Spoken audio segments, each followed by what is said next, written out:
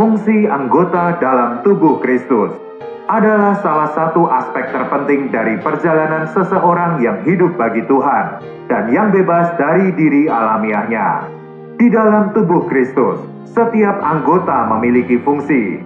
Bila kita tidak berfungsi sebagai anggota, ini membuktikan bahwa kita tidak hidup bagi Tuhan dan bahwa kita belum terbebas dari alamiah kita.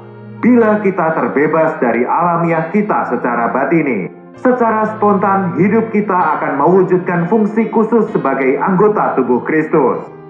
Kita mungkin merasa bahwa kita hidup bagi Tuhan dan bahwa kita terbebas dari alamiah. Tetapi perasaan ini tidak dapat diandalkan selama kita tidak berfungsi sebagai anggota tubuh. Bila kita benar-benar bebas dari alamiah dan hidup bagi Tuhan, kita pasti akan memiliki fungsi sebagai saudara di dalam gereja. Bila fungsi kita belum terwujud di gereja, ini adalah bukti kuat bahwa secara lahiriah kita belum hidup bagi Tuhan dan secara batiniah belum bebas dari alamiah. Bila kita benar-benar dibebaskan dari alamiah dan hidup bagi Tuhan secara lahiriah, secara spontan kita akan berfungsi dalam tubuh Kristus. Kita tidak boleh berpikir bahwa karunia yang kita terima terlalu kecil dan bahwa kita tidak memiliki fungsi di dalam gereja atau tubuh Kristus. Selama kita menjadi anggota, kita memiliki fungsi yang pasti.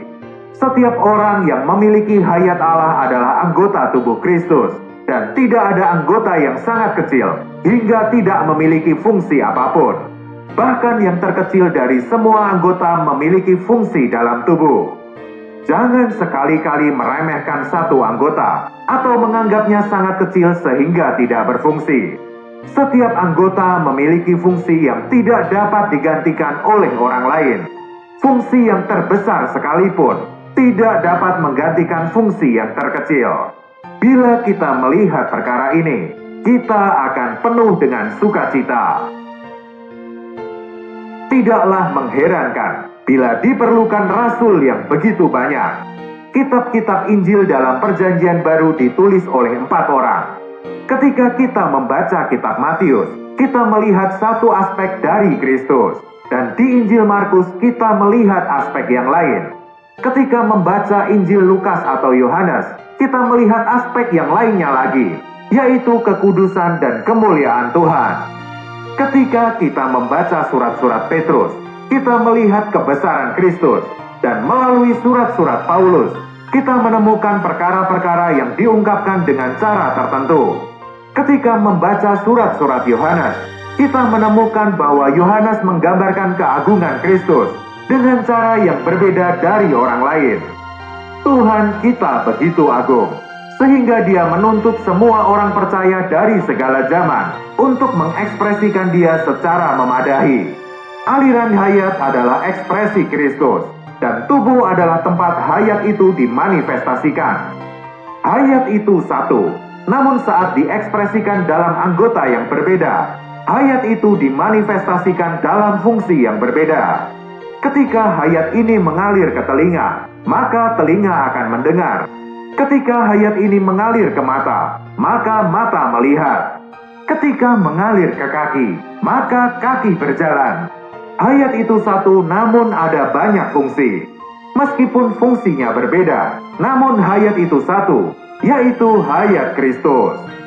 Seringkali pekerjaan yang dilakukan oleh seorang saudara tidak pernah dapat dilakukan oleh saudara yang lain. Untuk satu hal, kita harus pergi ke saudara tertentu. Dan untuk hal-hal lain, kita harus pergi ke saudara yang lain. Sebagai anggota kita memiliki fungsi khusus. Fungsi yang dimanifestasikan di dalam diri kita melalui hayat Kristus tidak akan dapat digantikan oleh orang lain. Tidak peduli seberapa kecil diri kita akan selalu memiliki fungsi sebagai anggota. Bila kita berada di gereja lokal dan fungsi kita belum terwujud, hal ini membuktikan bahwa secara lahiriah kita bukan hidup bagi Tuhan, dan bahwa hidup kita secara batini belum terbebas dari alamiah kita. Hal ini bukan karena kecilnya fungsi kita, Hal ini adalah perkara kita ada di dalam gereja atau tidak. Bila fungsi kita tidak dinyatakan, secara lahiriah kita tidak hidup untuk Tuhan, dan secara batiniah kita belum ditanggulangi oleh Tuhan. Kita harus sadar bahwa agar Tuhan dapat memberitakan Injil, melaksanakan pekerjaannya, dan menggenapkan kehendaknya di bumi, Dia harus bekerja melalui tubuhnya. Kehendak dan cara Tuhan tidak dapat digenapkan hanya melalui satu orang.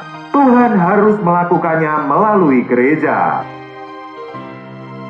Bejana yang dipakai Tuhan bukanlah individu, melainkan gereja.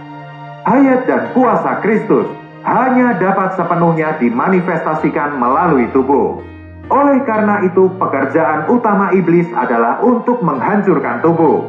Iblis berusaha keras untuk melakukan hal ini. Bila kita melihat segala sesuatu dari sudut pandang ini, kita akan nampak betapa seriusnya pekerjaan iblis yang menghancurkan ini. Saudara-saudara akan saling curiga dan terjadi banyak kesalahpahaman. Ini adalah pekerjaan iblis yang menghancurkan. Kita mungkin mengeluh atau menggerutu terhadap seorang saudara, tetapi bila kita melihat alasannya, kita akan menemukan bahwa tidak ada alasan besar lain selain pekerjaan iblis yang menghancurkan yang ada di antara kita. Iblis ingin memecah belah dan menghancurkan anak-anak Tuhan. Pekerjaan Tuhan adalah untuk menyatukan kita, sedangkan pekerjaan iblis adalah untuk memecah belah kita. Iblis melakukan pekerjaan ini melalui daging kita yang rusak, alamiah kita yang kuat, dan dunia yang kita cintai. Sebenarnya hal yang paling penting bukan apakah kita menanggulangi daging, menyangkal diri, atau mengasihi dunia. Hal yang paling penting adalah bahwa iblis sedang melakukan pekerjaannya yang menghancurkan melalui perkara-perkara ini. Ketika kita membiarkan perkara-perkara ini tetap ada di dalam diri kita, kita memberikan dasar kepada iblis untuk bekerja. Keesaan adalah diri Tuhan sendiri. Saat kita meninggalkan semua hal yang di luar Tuhan dan hidup di dalam Tuhan, Tuhan sendiri yang menjadi keesaan di dalam kita. Keesaan adalah Tuhan mendapatkan dasar penuh di dalam diri kita. Hanya ketika penuh dengan Tuhan, anak-anak Tuhan dapat harmonis satu sama lain. Iblis tidak perlu membuat kita berdebat atau bertengkar, selama dia dapat menaruhkan sedikit ketidakmurnian di dalam kita, dan selama ada hal-hal yang merebut tempat yang seharusnya untuk Tuhan. Hal ini cukup untuk dapat menghancurkan kita. Untuk menghancurkan kesatuan, iblis tidak perlu berbuat banyak. Dia hanya perlu menaburkan sedikit debu di dalam diri kita, yaitu menaburkan hal-hal yang tidak sesuai dengan hayat Tuhan. Tubuh Kristus sama sekali bukan doktrin atau organisasi. Tubuh adalah perkara hayat. Gereja bukanlah perkara doktrin atau tata cara kitab suci. Gereja adalah perkara hayat dan merupakan ekspresi dari hayat Kristus. Kesatuan hanya ada di dalam hayat. Tidak perlu ada perdebatan atau perselisihan. Selama iblis dapat meletakkan sedikit ketidakmurnian di dalam diri kita, secara tidak sadar kita akan menjadi hancur. Kiranya Tuhan berbelas kasih kepada kita dan menghilangkan semua perkara yang tidak murni di dalam kita. Kiranya Tuhan memurnikan kita dengan salib dan roh yang berdiam di dalam kita. Apakah kecenderungan alamiah masih memiliki tempat di dalam kita? Apakah pekerjaan dan tujuan kita memiliki tempat? Atau apakah kita membiarkan hayat Kristus untuk memiliki semua landasan di dalam diri kita? Setiap orang dari kita harus kembali kepada Tuhan. Kita tidak memerlukan kebangunan rohani yang lahiriah.